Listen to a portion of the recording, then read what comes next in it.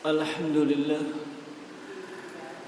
Rabbil Alamin Hamdan katsiran tayyiban mubarakan fih Kama yuhibbu Rabbuna wa yardah Asyhadu an la ilaha illallah wahdahu la syarika lah Ilahul awwalin wa ilahul akhirin Wa asyhadu anna Muhammadan abduhu wa rasuluhu المبعوث رحمة للعالمين صلى الله عليه وعلى آله وأصحابه ومن تبعهم بإحسان إلى يوم الدين ثم أما بعد معاشر المسلمين والمسلمة hadirin dan hadirat sekalian jemaah salat maghrib rahimani wa rahimakumullah. Alhamdulillah, kita bersyukur dan memuji kepada Allah Subhanahu wa taala atas segala limpahan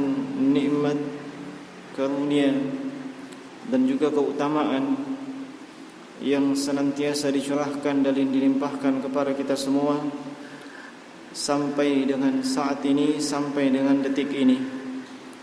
Dan secara khusus kita diberikan kesempatan, berupa kesempatan untuk menuntut ilmu agama, mempelajari bagian-bagian daripada agama Islam, agama yang kita yakini sebagai satu-satunya agama yang hak, agama yang diterima di sisi Allah Subhanahu wa taala, sebagaimana disebutkan di dalam Al-Qur'an, di mana Allah Subhanahu wa taala berfirman, Inna ad-dina indallahil Islam. Sungguhnya agama yang diterima di sisi Allah Subhanahu wa taala hanyalah agama Islam. Dan di ayat yang lainnya Allah Subhanahu wa taala berfirman, "Wa may yabtaghi ghairal islami dinan falan yuqbala min wa huwa fil akhirati minal khasirin." Siapa saja yang mencari agama dan keyakinan selain daripada agama Islam, maka falan yuqbala min, agama dan keyakinan tersebut tidak akan diterima di sisi Allah Subhanahu wa taala. Wa huwa fil akhirati minal khasirin, dan di hari kiamat dia akan digolongkan bersama dengan mereka yang mendapatkan kerugian, yakni orang-orang kafir dan orang-orang musyrik di dalam neraka. Kita sangat butuh akan ilmu agama, sebab seluruh apa yang kita jalani dalam hidup dan kehidupan kita di alam dunia ini seluruhnya membutuhkan bimbingan, tuntunan ilmu agama. Olehnya Imam Ahmad bin Hanbal rahimahullahu ta'ala itu pernah mengatakan, "An-nasu muhtajuna ila al-ilmi qabla ayahtaj ila al-hubsi wasyarab." Kebutuhan manusia akan ilmu agama itu melebihi kebutuhannya akan makan dan minum. Melebihi kebutuhannya akan makan dan minum. Kebutuhan makan dan minum, paling kita makan minum 2-3 kali, maksimal 4 kali dalam sehari. Kita tidak akan makan minum sampai 10 kali dalam sehari. Tapi ilmu agama itu dibutuhkan dalam setiap detik di kehidupan kita. Apa-apa yang kita lakukan butuh burhan dan hujjah dari Al-Quran dan As-Sunnah. Apa yang kita lakukan, apa yang tidak kita lakukan, mulai daripada kita akan tidur sampai mulai daripada kita bangun tidur sampai akan tidur kembali, seluruhnya membutuhkan ilmu agama. Kapan seseorang tidak memiliki hal tersebut, maka di dalam kehidupannya dia akan banyak menyia-nyiakan waktu dan kehidupannya. Dia akan banyak menyia-nyiakan nikmat waktu yang Allah Subhanahu wa taala berikan kepadanya.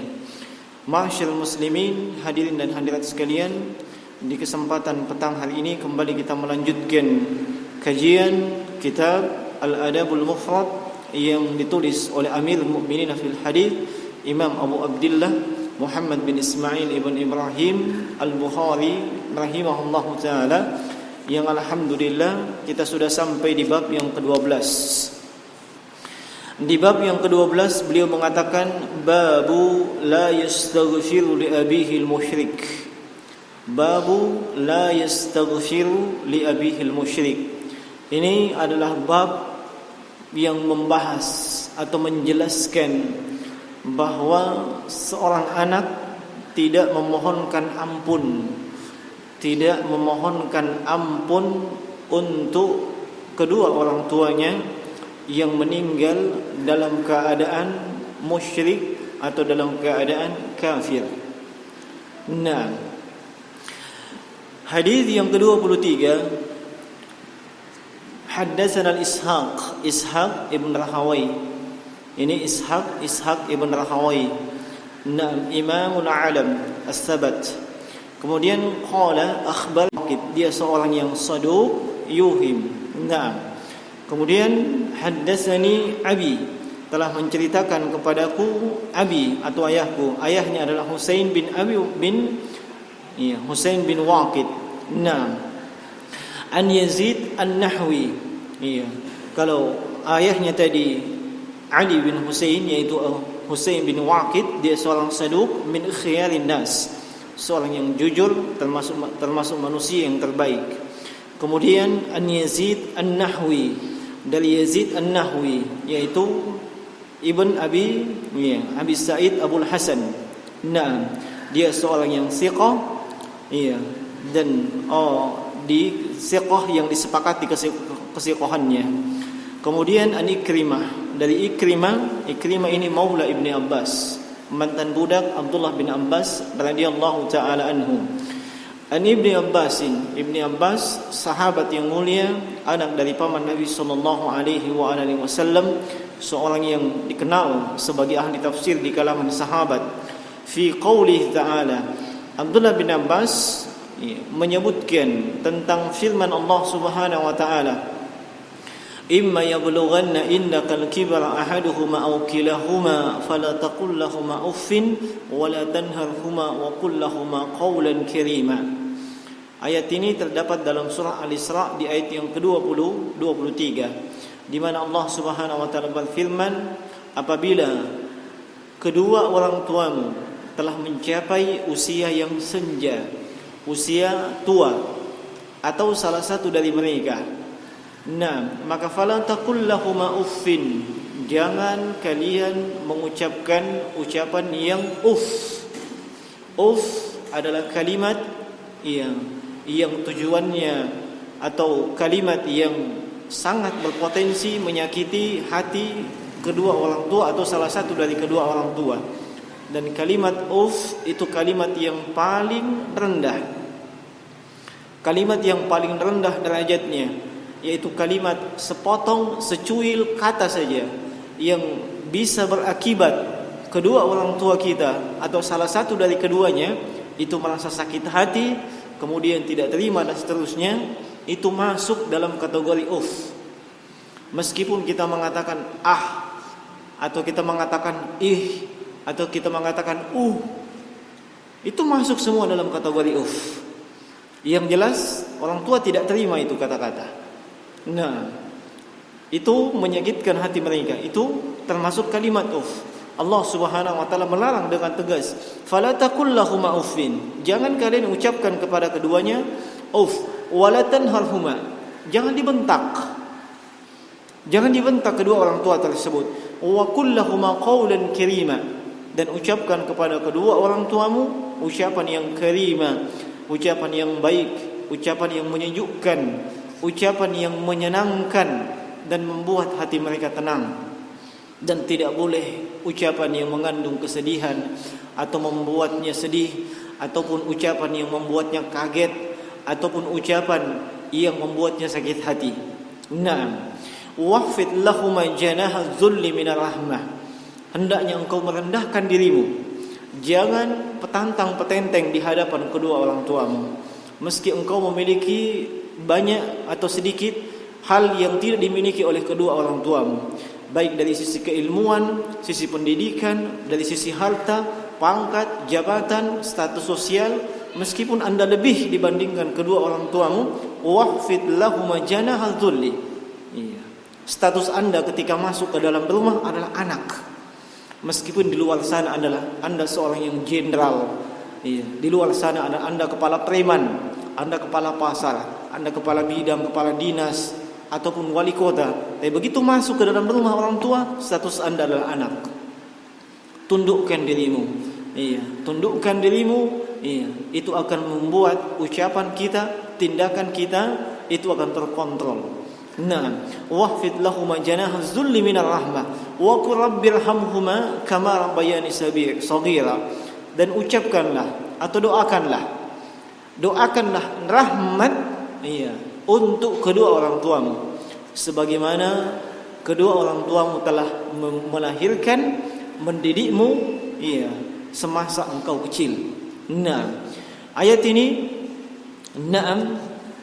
terdapat dalam surah Al-Isra 23 dan 24. Kemudian kata Abdullah bin Abbas terkait dengan ayat ini, fanasakhatha al-ayah allati fil bara'ah. Ayat tersebut dinasakh. Dinasakh itu artinya dihapus. Ya, dihapus oleh ayat yang terdapat dalam Al-Bara'ah. Al-Bara'ah ini salah satu nama dari surah At-Taubah. Ya. Salah satu nama dari surah At-Taubah, surah ke-9 dalam susunan mushaf, surah atau satu-satunya surah yang tidak diawali dengan basmalah. Kata Abdullah bin Abbas, ayat yang terdapat dalam surah Al-Isra tadi yang kita bacakan itu dihapus dengan ayat yang terdapat dalam surah At-Taubah ayat 113, di mana Allah Subhanahu wa taala berfirman, "Maka lin nabiyyi wal ladzina amanu ayastaghfiru lil musyrikina walau kanu uli qurba min ba'di ma tabayyana lahum annahum ashabul jahim." Maka tidak pantas bagi seorang nabi, tidak pantas, tidak layak, alias tidak boleh seorang nabi walladzina amanu, demikian juga orang-orang yang mengaku beriman, untuk apa? Ayastaghfiru lil musyrikin, memohonkan ampun untuk orang-orang yang musyrik. Memohonkan ampun untuk orang-orang yang musyrik. Masuk dalam kategori ini orang-orang yang kafir. Naam. Walau kanu uli qurba, meskipun orang musyrik atau orang kafir tersebut adalah kerabat yang sangat dekat. Dan masuk dalam kerabat yang sangat dekat adalah kedua orang tua. Min ba'di ma tabayyana lahum annahum ashabul jahim, setelah jelas dengan pasti bahwasanya mereka itu termasuk penduduk neraka. Ma'asyiral muslimin rahimani wa rahimakumullah. Demikian hadis yang ke-23, yaitu hadis Abdullah bin Abbas radhiyallahu taala anhuma, di mana beliau ketika menafsirkan ayat yang terdapat dalam surah Al-Isra 23 dan 24, kata beliau ayat tersebut dihapuskan dengan ayat yang terdapat dalam surah At-Taubah ayat 113. Di sini jemaah sekalian, kita ada hal yang mesti dipahami terlebih dahulu, yakni terkait dengan nasakh, menghapus. Iya, mungkin di benak kita, kok ada ayat yang dihapus? Kok ada ayat yang dihapus? Nah, jemaah sekalian, yang namanya nasikh wal mansukh, yang menghapus dan dihapus, itu ada dalam dalil. Allah Subhanahu wa taala tegaskan dalam Al-Qur'an, dalam surah Al-Baqarah. Allah Subhanahu wa taala berfirman, "Ma nansakh min ayatin aw nunsiha na'ti bi khairin minha." Illa na'ti bi khairin minha. Tidaklah kami menghapus suatu ayat kecuali kami datangkan ayat yang lebih baik daripada ayat tersebut, au mislaha, atau yang semisal dengan ayat tersebut. Ayat ini menunjukkan bahwasanya di dalam dalil, baik itu Al-Quran, bahkan termasuk sunnah, ada yang namanya nasikh wal mansukh, ada yang terhapus. Terhapus maksudnya ada dua, dihapus dari sisi lafaz, ucapan atau katanya, dan dihapus dari sisi hukum. Lafaz ayatnya masih tetap ada, tapi dari sisi kandungan hukum itu sudah tidak berlaku lagi. Bisa dipahami? Ayatnya masih tetap ada, tapi dari sisi hukum tidak berlaku lagi. Sebaliknya, ayat yang dihapus secara lafaz, lafaznya memang yang dihapus. Nah, Dan ini hanya terjadi itu di masa-masa turunnya Al-Quran. Di masa-masa turunnya Al-Quran. Iya. Nah, kata Abdullah bin Abbas radhiyallahu ta'ala anhuma, ayat yang dalam surah Al-Isra telah dihapus dengan ayat yang terdapat dalam surah At-Taubah.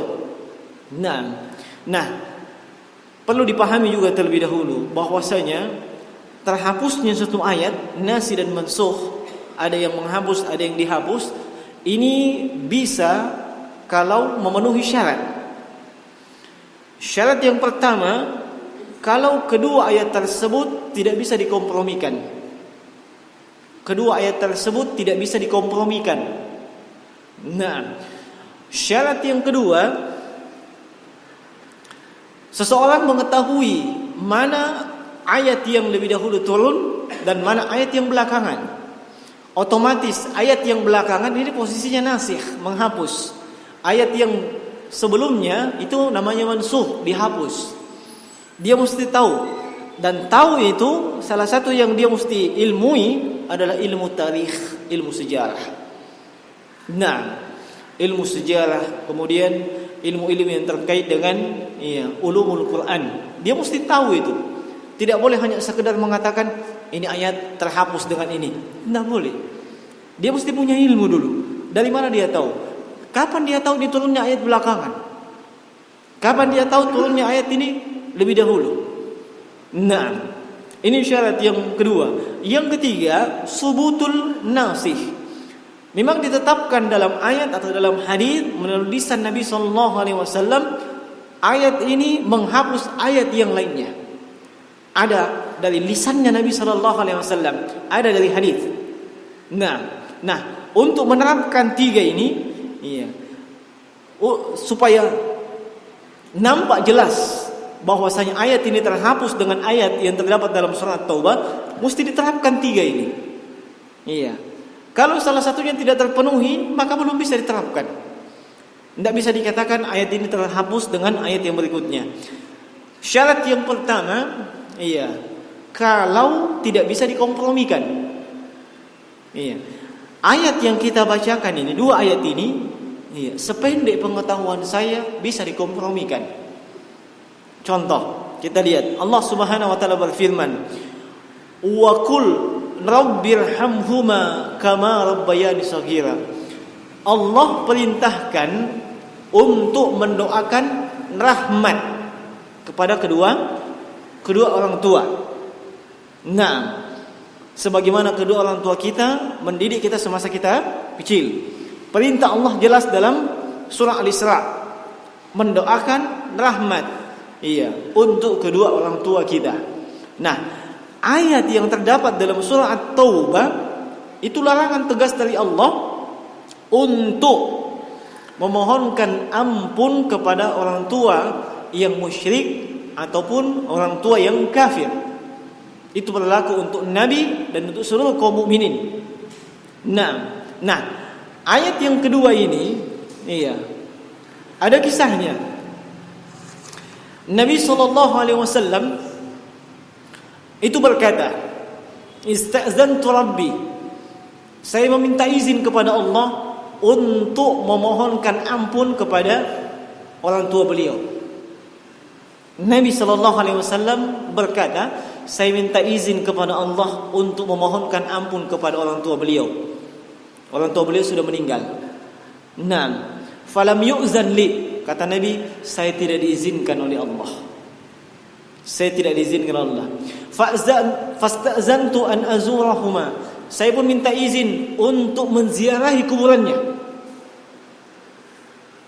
Maka fa'uzina li, kata beliau, saya diizinkan. Nah, kata beliau saya diizinkan. Ini hadis yang tegas, bahwasanya sesuai dengan ayat tidak boleh seseorang itu mendoakan pengampunan, mendoakan rahmat, kepada karib kerabat ataupun orang tua yang meninggal dalam keadaan musyrik atau kafir. Nah, untuk mengkompromikannya mudah. Ayat yang terdapat dalam surah Al-Isra, itu untuk orang tua yang meninggal dalam keadaan muslim. untuk orang tua yang meninggal dalam keadaan muslim. Kemudian yang ayat yang terdapat dalam surat At-Taubah itu untuk orang tua yang meninggal dalam keadaan musyrik atau kafir. Sudah bisa dikompromikan. Iya, satu. Kompromi yang kedua, mimbabil am wal khas, umum dan khusus. Iya. Ayat yang terdapat dalam surah Al-Isra umum untuk semua orang tua. Iya. Adapun khusus yang terdapat dalam surah At-Taubah, khusus dikecualikan dari keumuman itu adalah orang tua yang musyrik atau kafir. Sehingga ayat ini tidak bertolak belakang. Ayat ini bisa dikompromikan. Nah, kalau ayat ini bisa dikompromikan, maka tidak ada namanya nasikh wal mansukh. Dan ini yang ditegaskan oleh Fadilatul Syekh Dr. Said Ruslan hafizahullah taala tatkala beliau menjelaskan hadis ini dalam syarah Al-Adabul Mufrad, bahwasanya tidak ada bentuk tamad, tidak ada bentuk bertolak belakang atau kontradiksi dari kedua ayat tersebut sampai mesti ada yang menghapusnya dan ada yang dihapus. Nah, sehingga kesimpulannya jemaah sekalian, di antara faedah yang bisa kita petik daripada hadis ini bahwasanya kita diperintahkan untuk berbakti dengan sebaik-baiknya kepada kedua orang tua tatkala mereka sudah mencapai usia senja. Nah, sebab di momen ketika usianya senja itu jauh lebih membutuhkan pengorbanan kita, jauh lebih membutuhkan perhatian kita di usia senja seperti mereka. Nah, dibandingkan ketika kedua orang tua kita masih muda, masih kuat, masih bisa kerja dan seterusnya. Tapi ketika mereka sudah uzur, sudah tua, mereka jauh lebih membutuhkan perhatian. Dan kemudian kita juga mendapatkan faedah dan pelajaran bahwa diharamkan dan itu dosa besar, dan itu masuk kategori durhaka kepada kedua orang tua, mengungkapkan ucapan ataupun ungkapan meskipun setitik yang berpotensi menyakiti hati kedua orang tua. Nah, di sini Allah Subhanahu wa taala memberikan perumpamaan fala taqul lauma uff, ucapan yang paling ringan. Tapi itu bisa menyakiti hati orang tua, itu diharamkan. Kemudian dilarang membentak. Diharamkan membentak kedua orang tua. Nah, masa-masa orang tua kita kembali ke usia senja itu mirip dengan anak kecil. Nah, dia sudah pikun, banyak lupa, kemudian panca inderanya juga sudah tidak berfungsi dengan baik. Kadang dalam beberapa kasus kita mesti gendong dia untuk buang air kecil, kita mesti gendong dia untuk buang air besar, mirip anak kecil. Nah, bersamaan dengan itu fala tanharhuma, jangan dibentak. Itu tidak ada apa-apanya itu. Yang Anda lakukan, Anda menggendong, Anda menggotong, bahkan Anda menggendongnya keliling tawaf ibadah haji 7 kali putaran, itu tidak ada apa-apanya dibandingkan dengan pengorbanan mereka. Mulai dari melahirkan antum, mendidik antum sampai antum besar, tidak ada apa-apanya pengorbanan antum, sekecil pun tidak ada. Makanya jangan pernah membentak kedua orang tua, apapun kesalahan dan kekeliruan kedua orang tua kita. Kalaupun salah jangan dibentak, diluruskan dengan wa qul lahum qawlan karima, luruskan dengan ucapan yang baik. Luruskan dengan kalimat yang indah. Nah, bukan dibentak. Nah, wafid lahum janaha dhulli. Ini juga memberikan faedah kepada kita untuk senantiasa merendahkan diri kita di hadapan orang tua. Siapapun dan apapun kita, apapun status sosial yang kita sandang, kehebatan apapun yang kita miliki, kecerdasan apapun, ilmu dan otak kita, tetap Anda mesti merendahkan diri di hadapan kedua orang tua. Dan kemudian kalau orang tua Anda seorang yang masih melakukan berbagai macam penyimpangan, kekeliruan, Apakah terkait dengan tidak melaksanakan perintah Allah, tidak melaksanakan salat, mungkin salatnya bolong-bolong, mungkin puasa tapi puasanya tidak penuh, mungkin juga sering ribut dengan tetangga, ribut dengan keluarga dan seterusnya. Iya, maka doakan agar orang tua kita itu diberikan petunjuk. Doakan agar kedua orang tua kita diberikan hidayah oleh Allah Subhanahu wa taala. Bukan dengan mengomeli, ataupun membentak, apalagi sambil menunjuk-nunjuk. Jangan. Doakan semoga Allah memperbaiki kedua orang tua saya. Semoga Allah memberikan hidayah kepada kedua orang tua saya.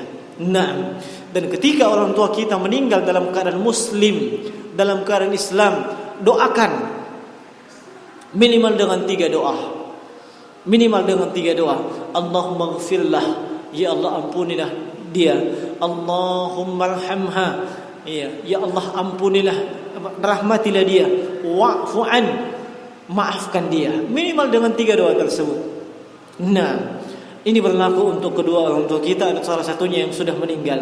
Kalau ibu kita, maka kita doakan dengan Allahumma ghfir laha warhamha wa'fu anha. Dan kalau yang laki-laki, Allahumma ghfir lahu warhamhu wa'fu anhu. Minimal dengan 3 itu. Nah, kemudian apabila kedua orang tua kita atau salah satunya meninggal dalam keadaan belum bertaubat dari kesyirikan, meninggal dalam keadaan belum bertaubat dari kekafiran, ini yang tidak boleh kita doakan dengan rahmat. Iya, sebab dilarang oleh Allah Subhanahu wa taala. Nah, maka lin nabi wal ladina amanu ay yastaghfiru. Iya, tidak boleh seorang nabi dan orang beriman memohonkan ampun kalau sudah jelas dan pasti bahwa orang tua atau salah satu dari keduanya meninggal dalam keadaan syirik, belum bertobat kepada Allah Subhanahu wa taala, atau meninggal dalam keadaan kufur dan belum bertobat kepada Allah Subhanahu wa taala. Baik.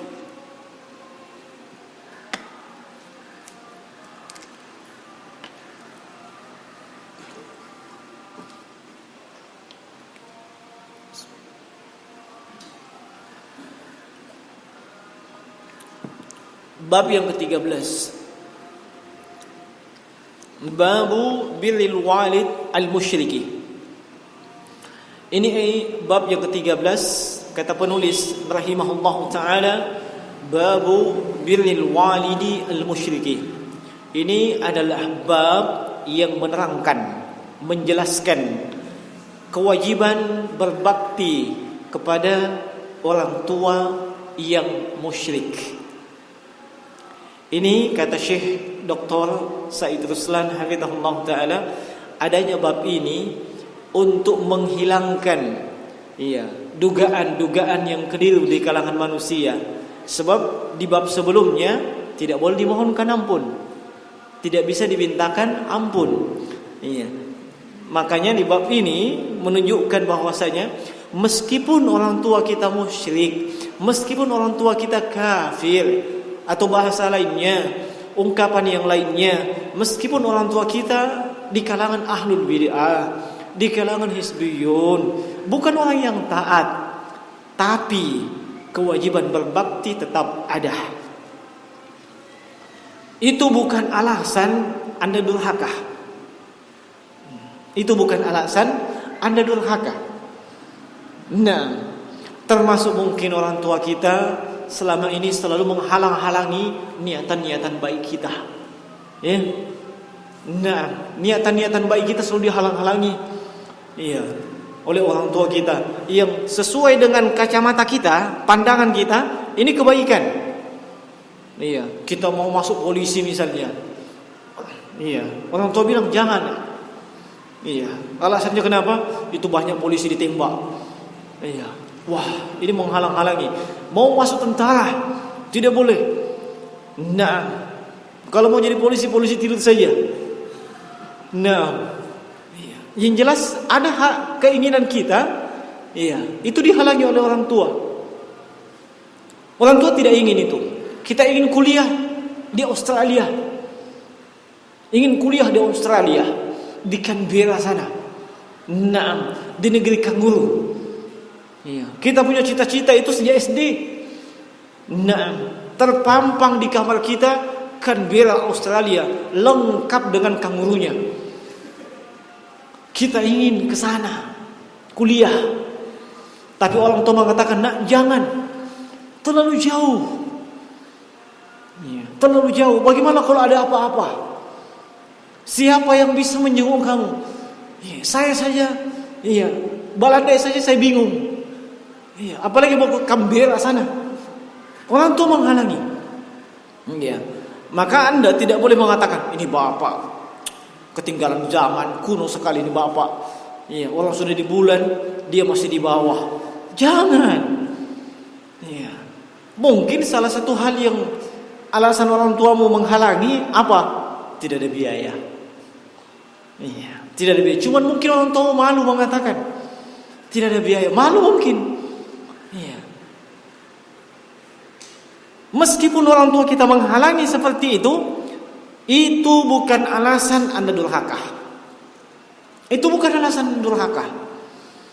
Nah, sebab yang lebih parah dari hal tersebut, yaitu musyrik dan kafir saja, tetap bukan alasan Anda boleh durhaka. Itu bukan alasan. Kewajiban berbakti tetap ada. Kewajiban untuk mendengar taat tetap ada, selama itu bukan maksiat kepada Allah Subhanahu wa taala. Selama bukan maksiat dan dosa kepada Allah Subhanahu wa taala. Kalau orang tua kita mengatakan, "Kamu sekolah di sana, Nak. Di sana itu begini. Nah, ya kita sekolah di sana. Nah, kita sekolah di sana. Ya, mungkin dengan itu orang tua akan melihat bahwasanya bidang kita tidak cocok di situ. Dan kemudian orang tua sadar. Dibandingkan kita menolak, "Saya tidak mau kuliah di sana. Iya, saya mau kuliahnya di sini." Dan seterusnya. Ikuti kemauan orang tua sepanjang itu bukan maksiat, bukan dosa. Nah, kecuali kalau orang tua sudah memerintahkan dosa, maksiat. Kamu jangan sholat. Anda boleh, Anda taat. Anda boleh. Iya. Atau orang tua memerintahkan, "Iya tuh kapolomu yang asal." Iya. Itu semua keluargamu jangan kau temani bicara. Anda boleh, Anda taat. Kenapa? Itu maksiat. Kita diperintah oleh Allah dan Rasul menyambung tali silaturahmi. Sementara orang tua memerintahkan putuskan, jangan ditaati. Itu maksiat, itu dosa. Nah, iya. Sepanjang itu kebaikan tetap ditaati. Tapi kalau sudah dosa dan maksiat, iya, itu tidak boleh ditaati. Bagaimana kalau orang tua kita memerintahkan kita? Seperti mereka yang punya gelar sarjana ekonomi. Ya. Sarjana ekonomi syariah. Sarjana ekonomi biasa. Sarjana ekonomi luar biasa. Nah, kamu orang ekonomi, tahu namanya perekonomian, tahu namanya ekonomi mikro, makro, mokro, apa tahu semua. Kamu lebih cocok kerja di bank. Apakah kita taat? Peluang ada. Orang tua kalau mau masukkan ke bank mana saja, yang jelas bukan ban mobil. Ke bank mana saya tinggal telepon. Semua kepala cabang bank, iya, dulu teman main anunya, teman main kecilnya. Telepon, "Anak-anakku begini. Iya, tanpa tes. Iya, enggak usah dites." Lihat jeleknya riba. Iya kan? Iya. Makanya jangan tertipu dengan iklan-iklan. Anda ingin ini. Iya. Mudah, 1 jam cair. Begini. Hati-hati kau. Iya. Nah, minta maaf ini yang di sini yang bos-bos banknya minta maaf. Nah, atau bos-bos leasing, finance, sama saja. Nah, iya, itu iklannya menggiurkan. Butuh dana? Iya, itu kan di mana-mana saya lihat. Butuh dana 1 jam cair. Iya. Mulai dari pencairan saja sudah riba. Anda pinjam 1 juta, yang masuk ke kantong Anda bersih 900.000. 100.000 dipotong biaya-biaya. Kembali nanti lebih lagi 1 juta. Padahal yang kita pinjam tidak sampai 1 juta. Anda kena mentongko. Iya. Lalu bagaimana solusinya? Solusinya gampang. Iya, kumpulkan uang. Iya, mau beli apa-apa kumpulkan uang. Tidak usah tergiur dengan motor baru. Iya, yang punya motor-motor, kamase sudah jadul tahun 83, 84, sabar. Kumpulkan uang, Bang. Kemudian iya, motor lama dijual, tambah dengan uang dikumpul, beli motor bekas. Lebih berkah, aman, enak tenan. Iya, dibandingkan dijadikan DP, tiap bulan pusing. Ya, tiap bulan pusing. Belum lagi kalau didenda. Nah, iya, termasuk iya, ini mereka yang dalam mobil, hati-hati kok. Nah, Anda dealer finance yang bukan iya, tidak ada hubungannya dengan dealer Anda. Iya, finance bikin akad padahal barangnya belum dibeli. Barangnya masih di dealer, bukan miliknya finance. Bukan di situ atas nama finance, bikin akad. Bagaimana caranya? Menjual sesuatu yang bukan miliknya. Itu haram. Dan itu yang mendominasi.